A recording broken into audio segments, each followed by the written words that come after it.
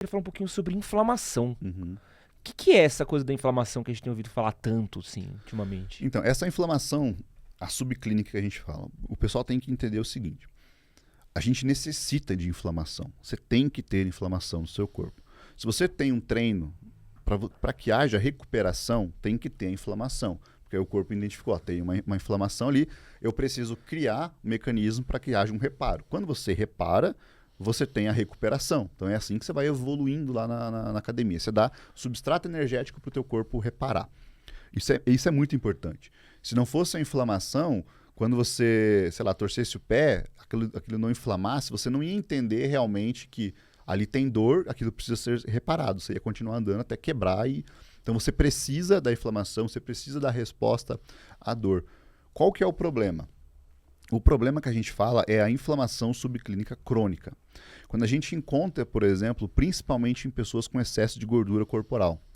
E quando você tem um excesso de gordura corporal, o tecido adiposo, o tecido de gordura, ele funciona como um órgão endócrino, né, no seu corpo. Então ele joga citocinas pró-inflamatórias na sua corrente sanguínea.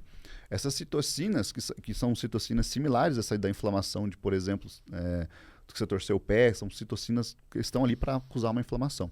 Quando você tem muita gordura, essas citocinas são produzidas pelo seu tecido adiposo, jogada na corrente sanguínea, e elas vão em determinados receptores. Então elas vão chegar lá no pâncreas, vão, sei lá, no fígado. Elas começam a fazer alguns efeitos metabólicos maiores, como a tal da resistência à insulina, que é muito conhecida, né? Quando o teu corpo não consegue utilizar muito bem a insulina, você fica com uma glicemia muito alta, você não tem um estoque muito bom de carboidratos na musculatura, aquela glicose fica circulando no seu corpo e vai ser estocada como gordura novamente. Isso vai causar a diabetes, vai causar ali um problema cardiovascular, colesterol elevado, vai te causar depressão, uma preguiça muito grande. E a microbiota intestinal atua muito nisso também, porque quando você pode ter um corpo com baixo percentual de gordura.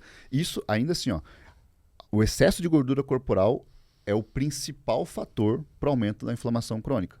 Disparado.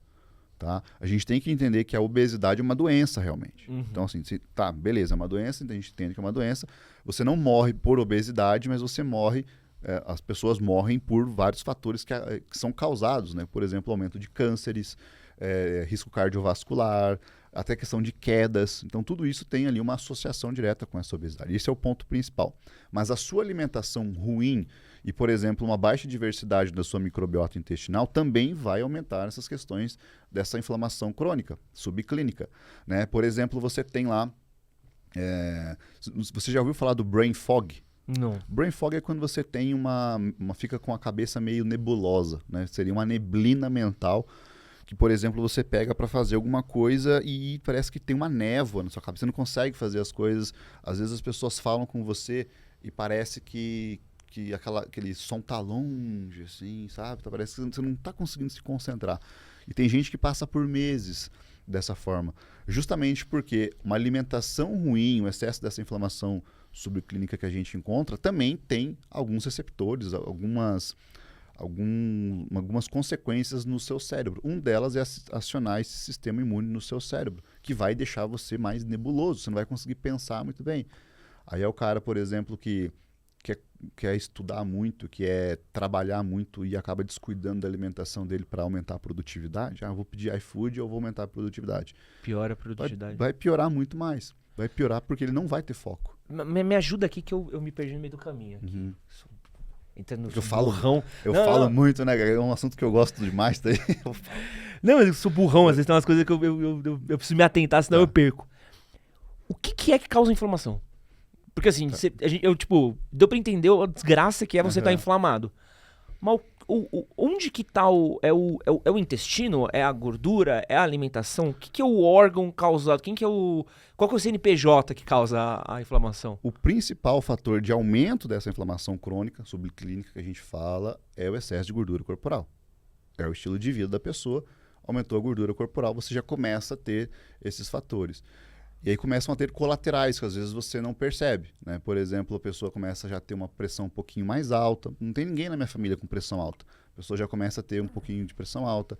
A pessoa começa a ter sono muito ruim, muito desregulado, começa a ter todo esse processo aí que envolve o estilo de vida realmente da pessoa, né? Outras coisas que impactam, mas impactam menos, é a qualidade da comida da pessoa.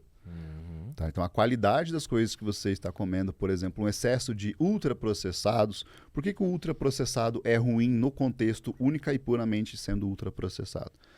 Ele tem aditivos na alimentação ali e ele não tem nutrientes para as nossas bactérias. Então, quando você come um ultraprocessado, você pega uma casquinha do Mac, aquilo ali só serve para o seu desejo. Ela vai entrar, vai ser absorvida extremamente rápido, não vai sobrar nada para o teu intestino. A gente precisa cuidar do teu intestino, não vai sobrar nada para o teu intestino. Tá? E aí tem alguns aditivos. Muitas vezes o que sobra são os aditivos para essa microbiota. E quem gosta desses aditivos são as bactérias maléficas, vou colocar uma forma mais leiga assim, maléficas do seu intestino. Elas vão se proliferar. Então, quando você tem uma alimentação rica em ultraprocessados, muito rica em carne vermelha, sem o contraponto ali de vegetais e frutas, você acaba gerando uma proliferação muito grande dessas bactérias que vão comer. Olha só que, cara, isso aqui é muito massa, olha só. Quando você come os vegetais, né, as bactérias, eu falei que ela vai te ajudar, né? Essas bactérias, elas vão facilitar com que o seu intestino produza muco. Tá? Então, o muco separa as fezes, as bactérias do teu intestino. As fezes não estão esfregando na sua barreira intestinal, nas suas células do intestino. Tem um muco de proteção ali. Então, tem esse muco que protege, as fezes vão passando, o muco vai protegendo. Tá? Se você não der comida para as suas bactérias legais, né, as bactérias boas, elas vão comer o muco. Porque tem carboidrato naquele muco. E elas precisam sobreviver. Então, aquilo que ela ajudou você a construir, ela vai comer. Comendo esse muco, diminui a barreira de proteção. Aquelas bactérias maléficas estão proliferando, vão encontrar, lembra lá na Thai Junction, no Leaky Gut, vão encontrar um espacinho ali e vão começar a mandar o LPS, que é essa substância que aciona o seu sistema imune. Aí teu sistema imune fica alarmado. Cara, tá entrando invasor. Vamos aumentar a inflamação do organismo aqui. O corpo começa a entrar numa inflamação subclínica. Aí vai começar a facilitar o ganho de gordura.